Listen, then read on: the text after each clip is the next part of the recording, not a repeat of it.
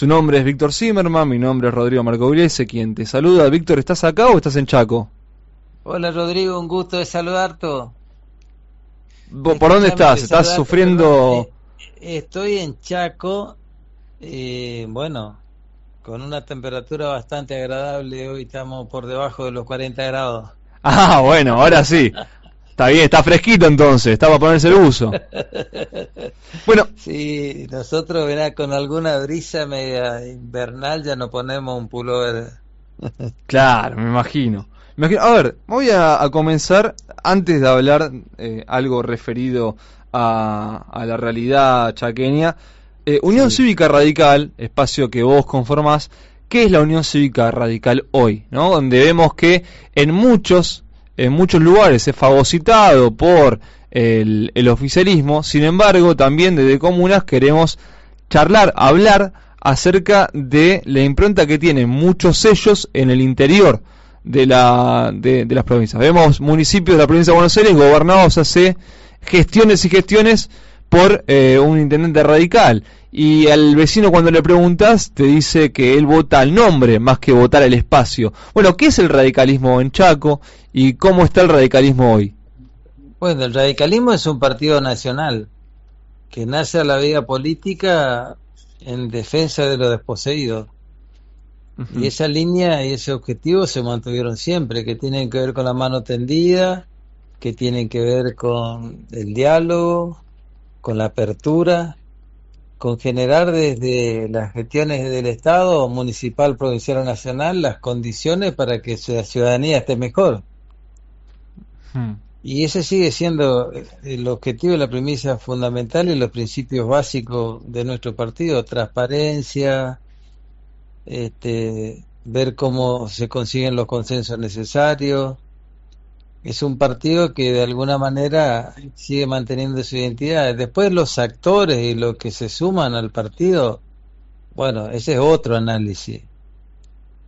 Pero el radicalismo, más allá de que hoy no pueda tener un líder que de alguna manera nuclee y a todo el Partido Nacional, que pueda estar de alguna manera disperso, bueno, que pueda haber gobernadores exitosos, legisladores, intendentes, y que nos falte unir y a trabajar en una propuesta alternativa, bueno, ese es el desafío que tenemos hacia adelante, sin lugar a dudas.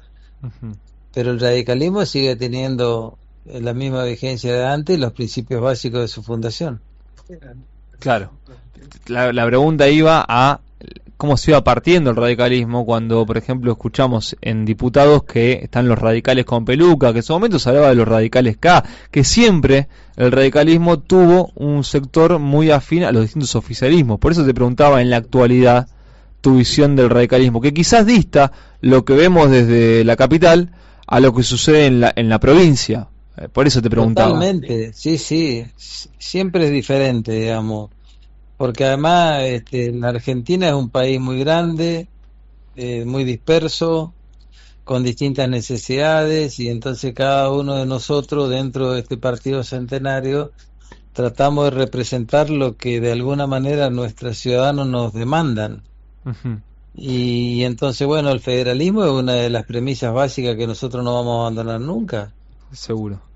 Y entonces, bueno, después es un partido de centro izquierda, y que pretendemos de alguna manera, creemos en el Estado, en un Estado eficiente, en un Estado inductor, un Estado que de alguna manera genere las condiciones a los efectos de, bueno, de que los ciudadanos en su conjunto estemos mejor. Me interesó la definición. ¿Cómo se lleva un ministro de producción de centro izquierda con el presidente que dice van a correr zurdos y demás? ¿Cómo se llevan desde Chaco con el gobierno central? Nos llevamos bien porque nos respetamos y porque hacemos las peticiones que creemos que nos corresponde del norte argentino, porque las provincias son anteriores a la nación. Y entonces la actividad económica y productiva se genera en las provincias. El gobierno federal no tiene territorio. No existe, no tiene un territorio. Los ciudadanos argentinos viven en las provincias.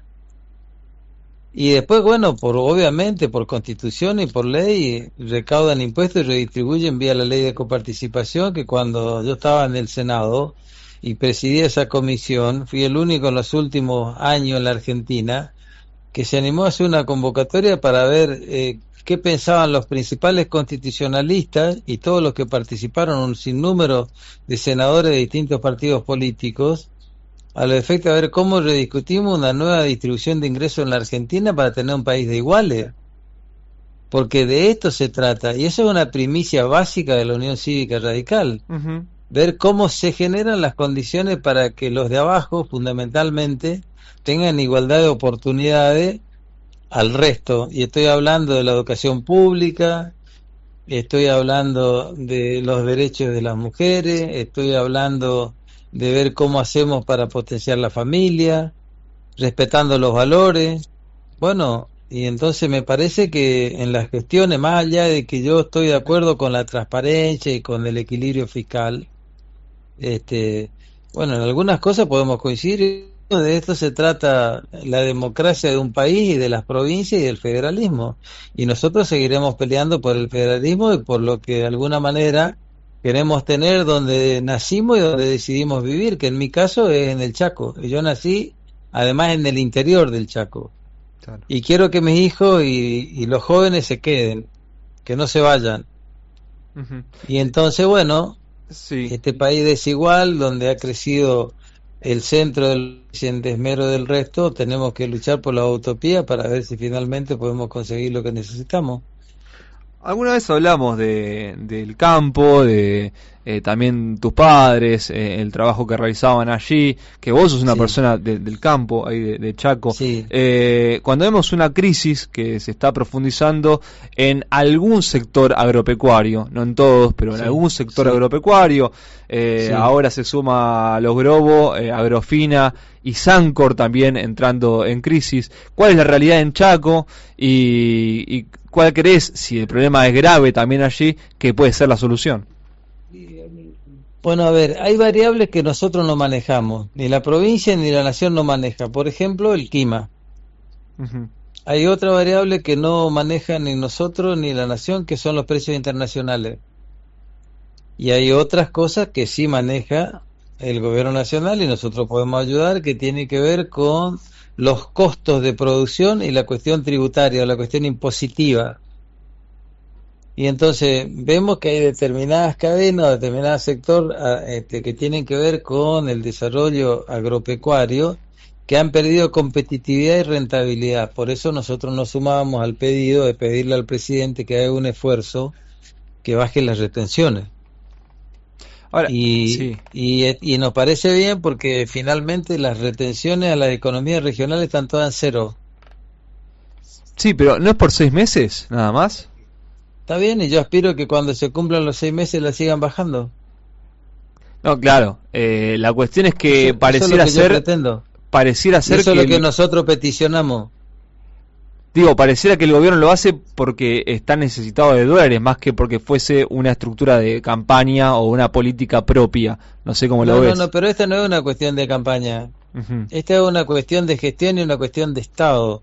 Los estados tienen que generar las condiciones para que su gente esté mejor. ujú. Y nosotros tenemos que articular el gobierno municipal, provincial y nacional, que es el sector público, para fortalecer el sector privado. Después que se Sí. analice de la cuestión partidaria, que se analice desde el punto de vista político, obviamente que son decisiones de carácter político, pero a Ujú. mí me interesa fundamentalmente el mediano y largo plazo. Mirá, nosotros peleábamos hace muchos años, yo me acuerdo mi papá me decía, hijo, exportar es para lo de Buenos Aires. Y en Chaco hace muchos años que tenemos cuota Hilton, que es obviamente una parte del cuarto del novillo, y incumplimos varios años porque no tenemos novillo. Mirá. Porque como no hay previsibilidad, vos para criar un novillo de cuota Hilton tenés que pensar que lo decidís ahora y vas a empezar a vender dentro de 4 años y medio o 5. Si en el medio de eso te cambian los esquemas, te cierran las exportaciones, te abren importaciones, todo el mundo se queda en la especulación. Bueno, entonces estas son las cosas que hay que definir en el mediano y largo plazo. Entonces yo estoy hablando del componente productivo de mediano y largo plazo que necesita mi provincia o el norte argentino, bajando el costo logístico, habilitando la hidrovía Paraná-Paraguay, desarrollando los puertos hacia adentro de las provincias con conectividad. Cuando hablo de conectividad hablo de ruta y hablo de todo lo que tiene que ver con la cuestión informática y la cuestión de las redes, porque hoy obviamente con el desarrollo y la globalización que existe en el mundo es casi impensado poder pensar que te va a desarrollar sin ese acompañamiento. Bueno, estoy hablando de política de mediano y largo plazo que necesita el sector productivo. Después se dará en el ámbito de las cuestiones electorales o no, ese es otro escenario. Yo estoy hablando desde el punto de vista de lo que significa una gestión.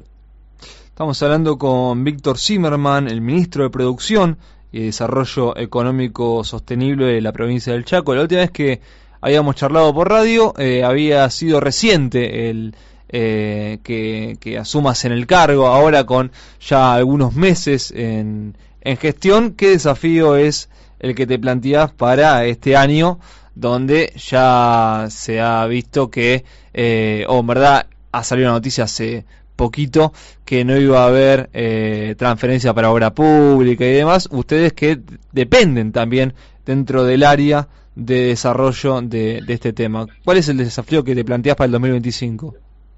Seguir peticionando al gobierno nacional como lo hacemos, seguir viendo cómo de alguna manera podemos nosotros desde la provincia también ayudar al sector productivo. Y bueno, nosotros salimos ahora de una reunión de intendentes que planteamos estas cuestiones para ver con el nuevo paradigma cómo hacemos para ser más eficiente la gestión pública en beneficio del sector privado. Y antes de eso, de la reunión de intendentes de la mañana, yo recibí al director nacional de aduana y al subdirector de aduana, Andrés Belli, y al subdirector, porque bueno, han tomado la decisión por gestiones nuestras y de otros sectores de abrir la posibilidad de la exportación de carbón desde los puertos del norte, desde Formosa, de Entre Ríos, de Misiones, desde Corrientes y obviamente del puerto de Barranquera, a los efectos de ver cómo hacemos para que no tener que dar toda la vuelta si queríamos, por ejemplo, llevar carbón a algunos de los países del norte que están más cerca. Antes teníamos que ir hasta Antofagasta, Chile, o salir por debajo por el puerto de Buenos Aires o por Rosario. Uh-huh. Bueno, estas cosas se han logrado, por supuesto que hay más cosas que hacer. Hoy vinieron los funcionarios nacionales, los reunimos con la Cámara Exportadora de Carbón y con los productores en una mesa de trabajo realmente muy interesante. Destaco la voluntad política de los funcionarios nacionales y también de los productores que se vinieron del interior en una reunión que encabezó el gobernador de la provincia. Y bueno, esto me parece que son las formas que tenemos que trabajar. Uh-huh. Y bueno, reiterando que lo importante es lograr estabilizar la economía, bajar la inflación. Ojalá que puedan salir lo antes posible del cepo, bajar la cuestión tributaria, pero esto no se puede hacer tampoco de la noche a la mañana. Tenemos conciencia, porque nosotros empezamos el gobierno de Chaco el 10 de diciembre del 2023 de la misma manera que el gobierno nacional, y hay muchas cosas que todavía nosotros no pudimos resolver por la situación en que se recibieron las finanzas públicas. Bueno, este es el desafío de gobernar. Creo que hay que hacerlo entre todos y después, bueno, ya habrá tiempo para lo electoral, digamos. Perfecto. Víctor Zimmerman, muchísimas gracias. Abrigate, no te vas a engripar con estos casi 40 grados en Chaco. Un abrazo muy grande y muchas gracias por ser parte de Comunas. Al contrario, es un gusto. Gran abrazo y a disposición como siempre.